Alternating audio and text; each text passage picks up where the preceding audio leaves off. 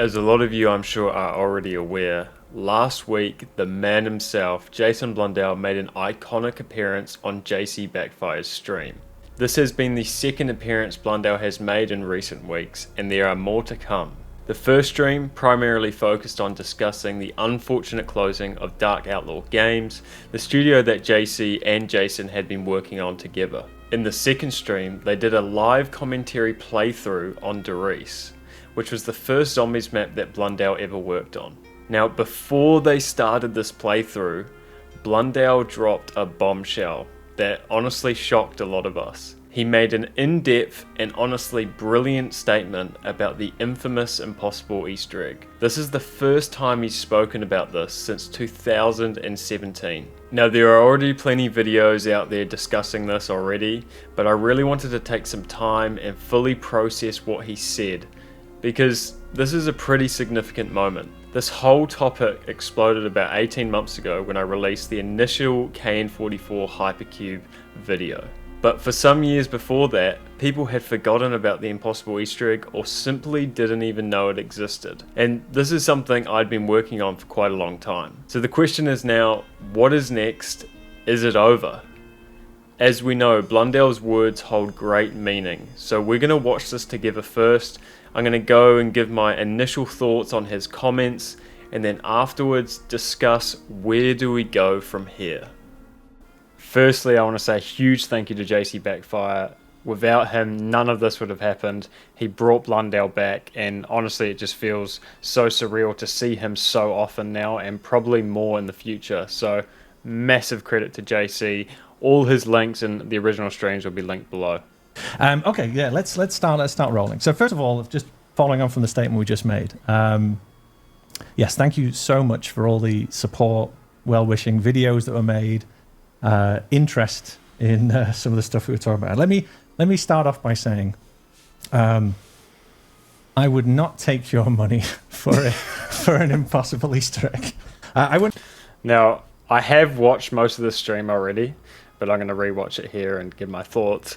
The reason he says this is because in the previous stream they talked about if they raise enough money for a new game studio that he would reveal the impossible Easter egg, which is obviously a joke. But he's obviously wanted to clarify it. Take your money for any of those things. I think it's far more sporting to get your money by making awesome games than getting you to buy them. But I would not sell that. But as I say, the outpouring, the kind of positivity did more than we needed for the kind of sentiment and where we're up to. So thank you very much for all that. But as such. It's been more than 8 years, and 8 years ago, a bit more than that, 10 years ago, I made a statement. I think it was with Mr. Dalek JD. I think it was on John's channel, and I said I would talk about something again. I talked about this impossible Easter egg in 8 years' time. Well, it's been 10 years now, and now's the time. I remember when we were all watching this live, we just couldn't believe that. Not only is he talking about this, but he's talking about it openly. He's talking about the 8 years, and it sort of came out of nowhere. It was a bit of a shock. And then he just goes and tells the brilliant story behind it. I understand that everything I say and every movement I do will be analysed on some level. That's our fault. And I'm not going to discourage that, but I'll try and get everything in that I'm intending to. But to start this off, I think I want to use the chat a little bit, if you don't mind. I'm new to this. Can I say one thing first? Yeah, please. Yeah. They're saying April Fools. Okay. It's not April Fools. I know tomorrow is April 1st. Mm-hmm. Well, let's test it. Okay. I really like how Jason was just fully standing on business here, and he was just like, okay, let's test it. April Fools or not. It was good. Okay. So I want to start off and use the chat a little bit. I want to kind of play with the audience. Okay. So, and JC, you can help me because I'm new to this stuff. So, for those people in the chat, on the impossible Easter egg, please put a 1 in the chat if you believe it exists, and a 0 in the chat if you believe it doesn't.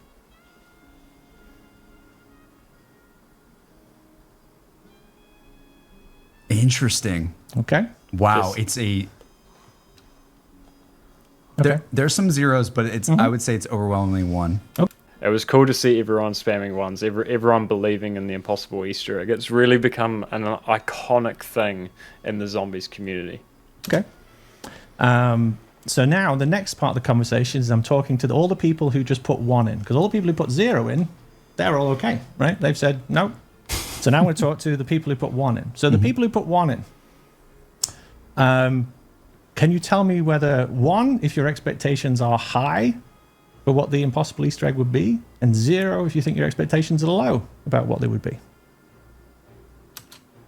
Now, for all of us that have been really hunting this impossible Easter egg, the whole time we have known that whatever this is, it's nothing crazy. It's probably just a small thing, a niche thing that's just sacred to Jason.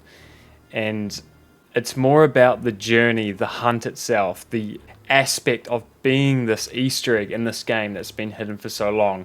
That is what the impossible Easter egg is about. It's not about the reward, the destination. It's about the journey.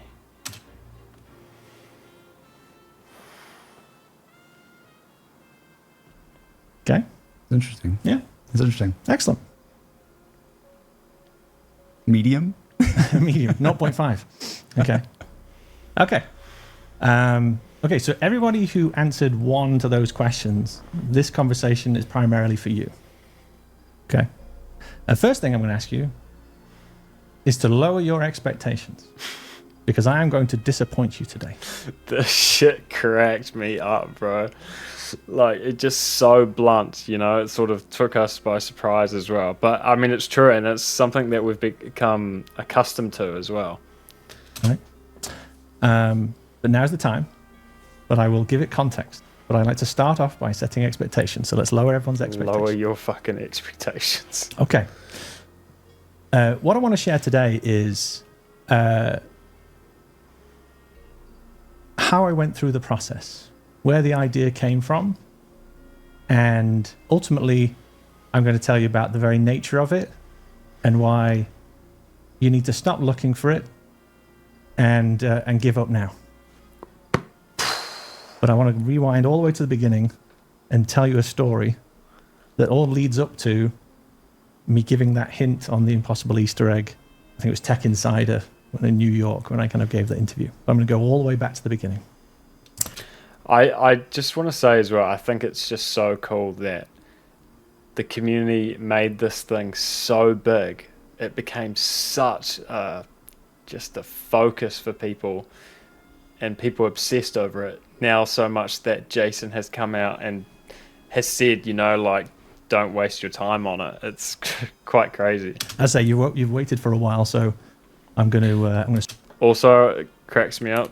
There was some people in the chat. I say you've waited for a while, saying, so Skite, time to get a job, out and give you all the and like, detail. Skite, are you okay? And all this shit. It was cracking me up. Okay, so let's rewind all the way back to Black Ops 1. So Black Ops 1 was an incredible project. It was a project that I never thought that I would have the opportunity to work on in my career. It's the kind of zenith, right? To make a #1 game, you know, we got Guinness Book of Records and the fans accepted it. The story was great, right? Just the development itself was fantastic, right? A group of, I say professionals, but they were ragtag individuals, all with different personalities, fighting because they wanted something. It was a real kind of a passion project for nearly every person in that studio.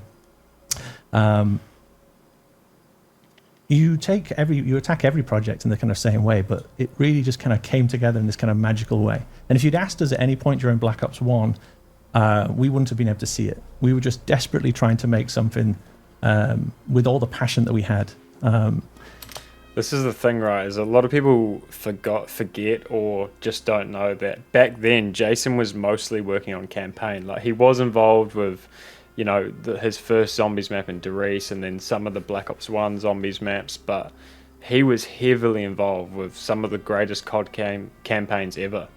Even up until BO3, and that one didn't turn out quite right. But I mean, the fact that he was doing campaign and zombies on that game just sort of explains that. It's one of the reasons why I am and always will be a massive fan of Treyarch, right? That team, that studio, Got some of the smartest minds I've ever had the pleasure to work with there. And Black Ops 1, I mean, we'd obviously had other projects before. Black Ops 1 was the first time I saw them really kind of come together with this kind of passion that I'd always dreamed of, and made that project. And at the end of that project, I was sad. Now, you'd think I should be ecstatic, right? What a success of a project. I was actually sad. And I was sad because I felt my goal had just been met, which sounds weird, but I'd always kind of used this kind of goal to kind of drive me in my career and drive what I was doing. And so I thought I'd picked an impossible goal. I thought I'd picked something that would never be achieved.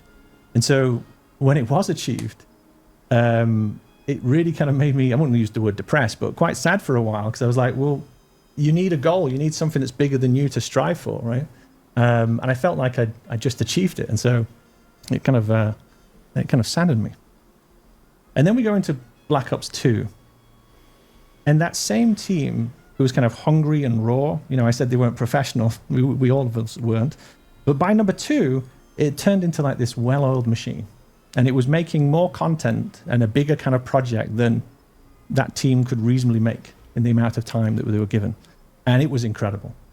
I looked at it and thought, okay, this is the zenith. This is the top, right? The first one was a lot of, blood, sweat, and tears. The second one, they were just attacking it like monsters. And it was hard work. They're all hard work projects. But man, I just, again, never seen anything like that before. Yeah. Now, between Black Ops 2 and Black Ops 3, the team kind of got split up. We did different things, had other fires that we had to put out. He's talking, obviously, about how Blundell ended up taking over some of the development of, obviously, Mob of the Dead and Origins, where Zelensky's team was sort of a separate team. I'm sure there was, shared people like Craig Houston and stuff, but there were two sort of different groups working on zombies maps during Black Ops 2, and obviously with Mob of the Dead and Origins, they just smashed it out the park. So no surprise that Jason Blundell took over. But when we came back together for Black Ops 3, we essentially had, I think it was like 9 to 10 months left to make both the campaign and all the zombies, and we had nothing. We had 10 months. Now, bear in mind, it's crazy because I personally already heard this, but a lot of people assume that these games have 2 years cycles where they have full development through those years, but it's never the case. And like you just said, Black Ops 3 was made in 11 months, 10 months. That is just crazy to think about. I've spent most of my career, in a production role, right? So looking at schedules, talking about how staff work and this stuff.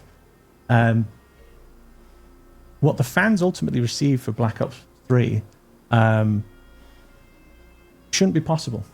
I still, to this day, don't know how that game and all its content was actually made in that amount of time. Facts. And what it was a team that had been working together, passionate from the raw days of Black Ops 1 into the professionalism of Black Ops 2, and then we need a miracle. And a miracle was produced for Black Ops 3. As I say, that's why special game, man. Treyarch has and always will have a special place in my heart, because those people are still there doing that kind of magic, right? Yeah. With fresh blood in there as well. This is another thing with Blundell, is that he's just such a class act. Even if he's pretending or whatever, I don't think he is, but the persona he has is just perfect for the front man of zombies, the director of zombies. He's such a class act. He's always graceful. The ways he talks about things so eloquently. He's just, still talking good about Treyarch even after everything happened. I really respect it. Which is awesome. So before I finish 3, I've got to do the press and media tour. So I've got to kind of go out and talk to the press, and you do these. They'll send you to some place. I went into Europe, but I did some stuff in the States. And those schedules are normally pretty brutal, right? You kind of get up in the morning, a PR person takes you to one interview, then you walk out of that, you go to the next one, next one. And normally when you turn up in a town, the local PR people will take you out and have a meal or drinks and this kind of stuff. And I'd done it a whole bunch of time, and I was like, I'm just going to stay in the hotel room tonight. You're like, I'm done. I'm done. Like, I've had enough, nice meals and drink and so forth. So I say, I'll just stay in the hotel. So I'm in New York, and it's this lovely old hotel, like old, Yeah. like The Shining kind of thing. Oh, It's I like love that. Art Deco, nice big ceilings, big walls, white marble. There's a kind of a smell in the air of old hotels. It doesn't matter how much kind of deodorant or cleaning you do. It kind of just tells you it's an old hotel, right? It's the kind of haunted stuff, right? It's awesome. And I'm sitting on the edge of my bed in the hotel that night. And there was a bunch of stuff I'd kind of set up and I'd been doing along the way, which started actually in Doris, which is interesting. We'll talk about that in a bit. But I was kind of going along, and I'm sitting on the edge of the bed, and that's when I decided that it was time to make an Easter egg for me. That's real. It was time to... So I'd done this with ciphers and done this with Easter eggs on the most part, which was that I would always leave a thread. I'd always leave something, right? So I was trying not to, in the most part, make unsolvable things. So I'd leave like keywords, be zombies, or I'd do certain things that were very... You could get the first step and then I'd make the second step or something else a little bit more The keyword being zombies. I remember that on the mob cipher being crazy. I could obviously make that a lot harder, right? Yeah. But Obviously in the newly solved Revelation ciphers as well. But I'd always kind of made it so that even for the ones that took 10 years to do, there was still, I left like little breadcrumbs in, so there's a way, right? Yeah. I was thinking to myself, way back when, this started in Doris, what happens if I did one for me? What happens if I did one that truly was not for the community? It was for me to put something in. And I thought about 2 books that I'd read. And the first book is by an author called Miyamoto Musashi. It's called The Book of Five Rings. And the 5th book, if I remember rightly, is called Void. It's about the stuff that can never be known in life. And the other book that I was thinking about was a book called Here Be Dragons, which was a physics book about wormholes and kind of advanced physics, talking about extraterrestrial life and so forth. And in that book, Here Be Dragons is what they used to write on maps when the sailors didn't know what was there, or if a ship had not come back, they'd just write, Here Be Dragons. Right? The idea of forbidden knowledge. And I'd always kind of thought about the idea of, wouldn't it be amazing if there was things there that we couldn't see? Now, just out of curiosity, whether it's going to help or not, I am going to read these 3 books just because I'm curious of, the contents, what it's about, if there's anything in there that we can recognize. I doubt there's anything we can get from it, but we'll talk a little bit about that later. I know a lot of people have been hitting up saying that the physics book, Here Be Dragons, people saying it will relate to the hypercube or stuff. I don't know, but I am going to have a read. We're always there. And I knew the zombie community would be taking everything apart and cracking everything open. And so how do you do an impossible Easter egg? Yeah. Right? That could survive forever. My goal being that it would never be found. And so I could truly put things in there that were profound. Yeah. And that night is when I worked it out. So I had all the kind of pieces already set up, but that night I was like, you know what? I'm going to commit to this. And I worked pretty much through the night in that hotel room and worked it all out and was like, yes, this will all work. That's awesome. And so I walked out and the PR person took me to the interview. And as I'm going into the interview... It's crazy to think that he's saying that he did it all in one night.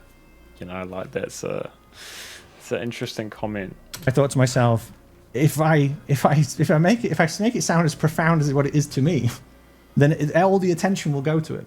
Yeah. So I tried to do as kind of light and joking a kind of presentation as possible. And yes, I didn't know what images they were going to put behind me or any of that kind of stuff, right? Mm-hmm. But it's interesting he says that because this is something we talked about in the previous videos, how in that Tech Insider video, there was images of Shadows of Evil behind him. And a lot of people always thought that Shadows of Evil would be the soul map that the Impossible Easter egg would be on. But that was never confirmed by Blundell himself and was a misconception for quite a long time. So I think it's really cool that he brought that up as well.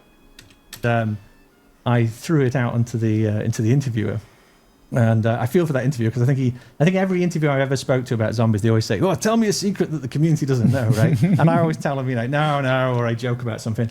Well, this one guy, I gave him my life's work.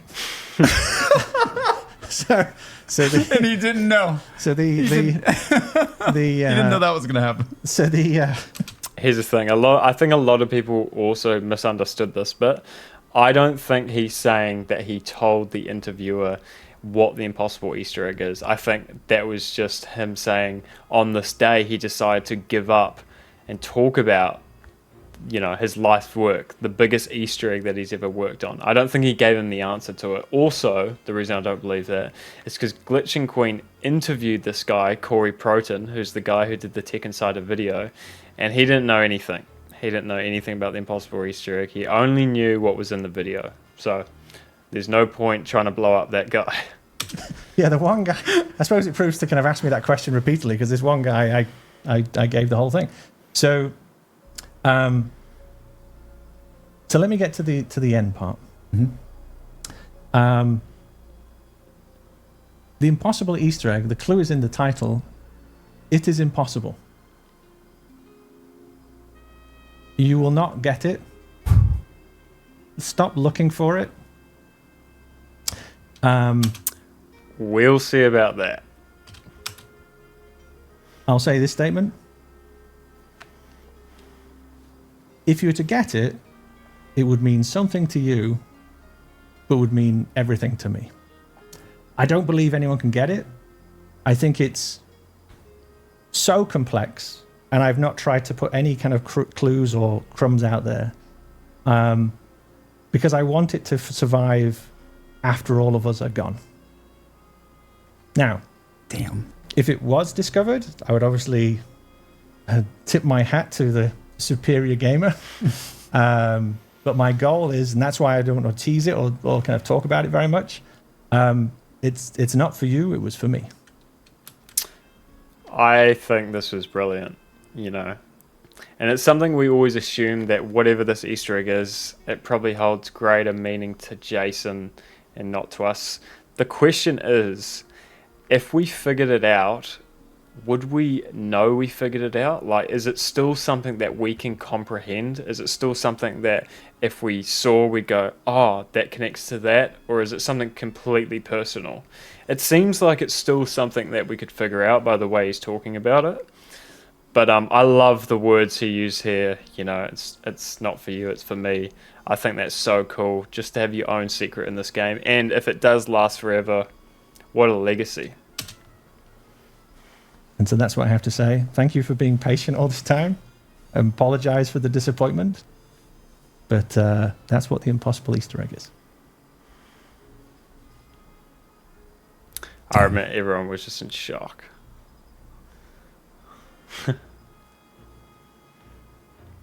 Literal mic drop. I would drop my mic, but I don't want to. And now I'll have a coffee.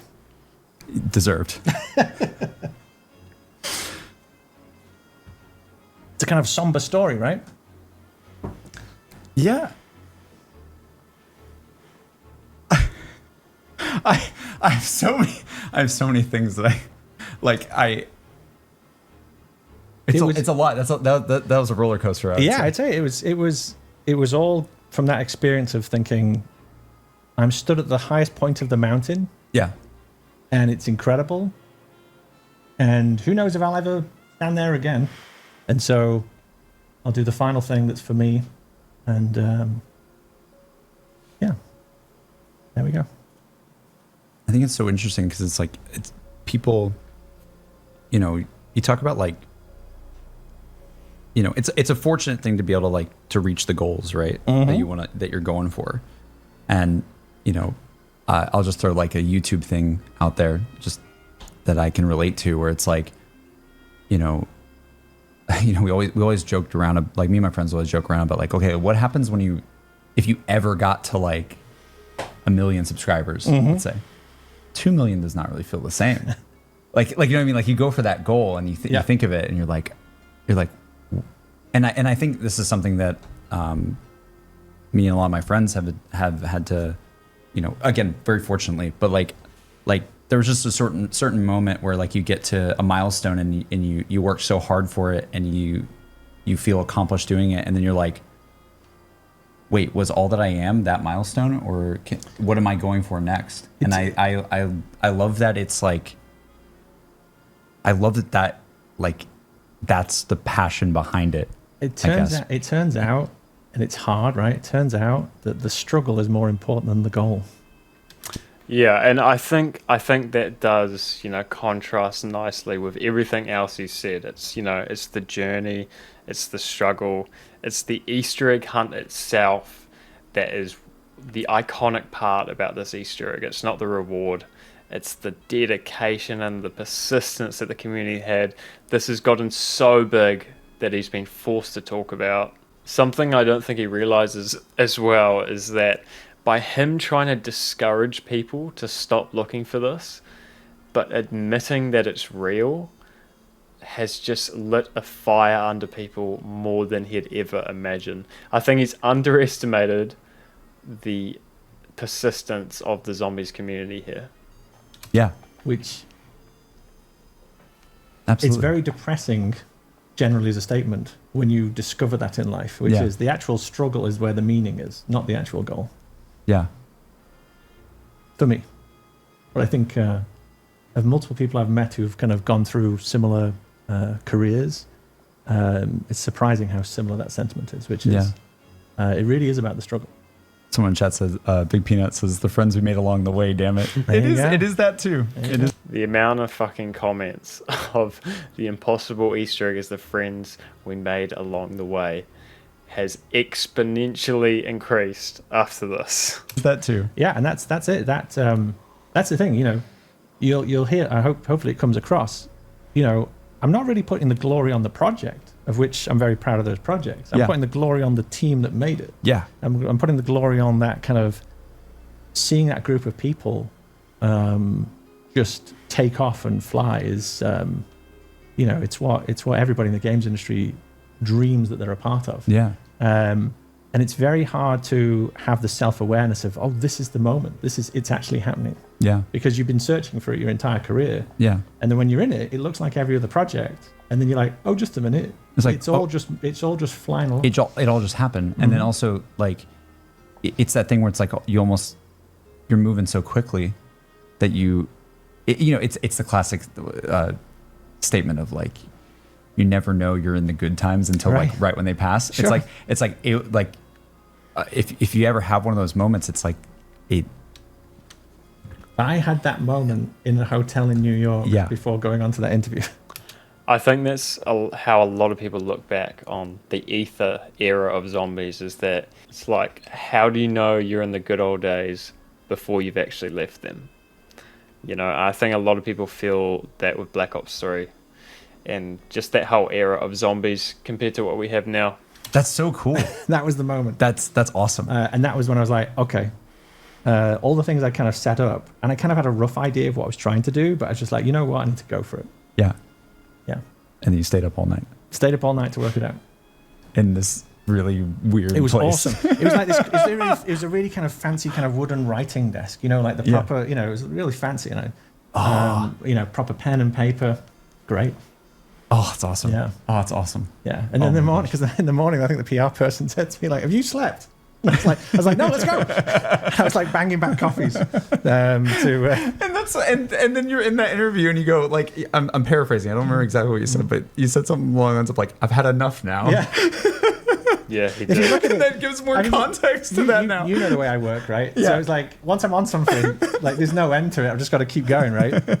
It's my weakness.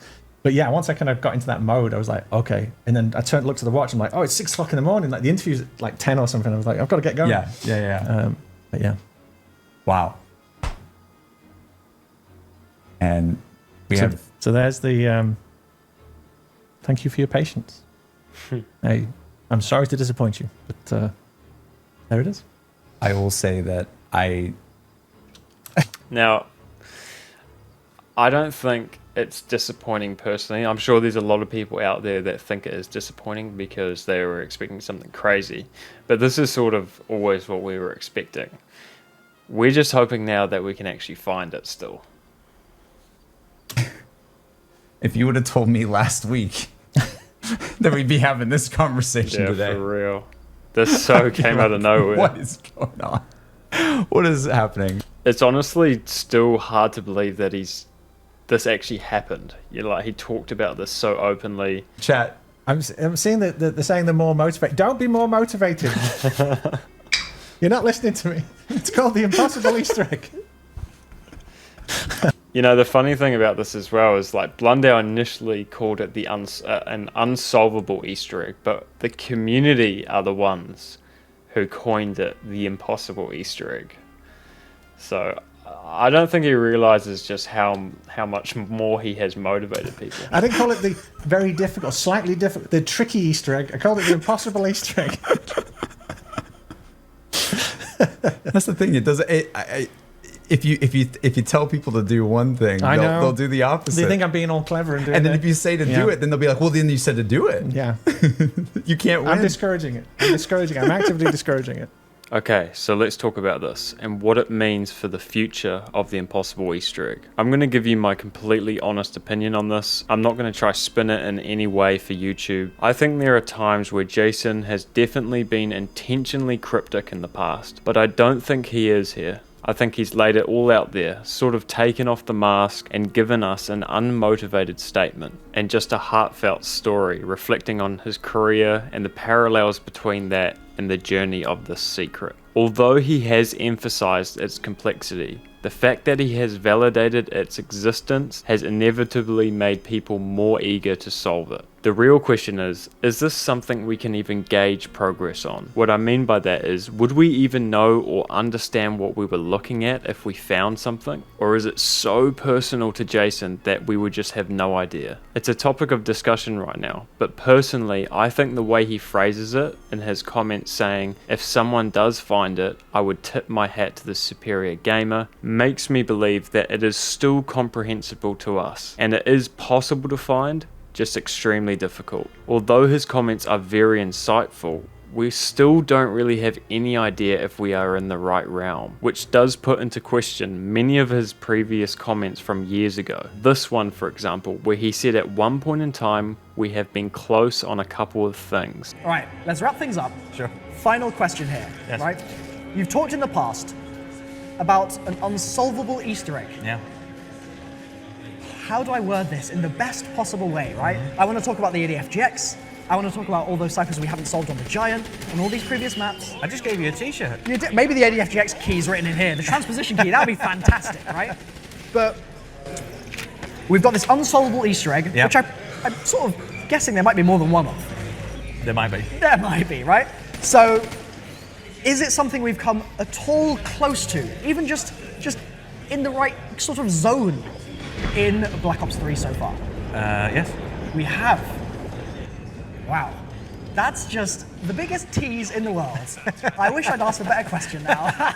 Which is why I initially suspected something like the KN44 hypercube, because it had to be something we had already partially discovered. So, is there something more about the KN44 hypercube that is specifically significant to Jason? Or is it some form of cipher? Or is the impossible Easter egg something entirely different? We still have no further clarification on this. Now, one interesting thing he obviously talked about was the 3 books that inspired him to create this Easter egg. The Book of 5 Rings, Void, and Here Be Dragons. Now, I genuinely do think he wasn't intending this to be a clue. However, there still may be stuff in these books that at least give us some context on his thought process. As I mentioned earlier, a lot of people were messaging me saying that these books will mention 4D space and hypercubes. But I have yet to read these myself, so I can't confirm that, but I definitely will as soon as possible. I am honestly really curious to see what everyone else thinks. Do you guys think this is still worth looking for? I know it's hard to kick the urge to know what the impossible Easter egg is. Has Blundell underestimated us? Or will this truly stay unsolved long after we are gone?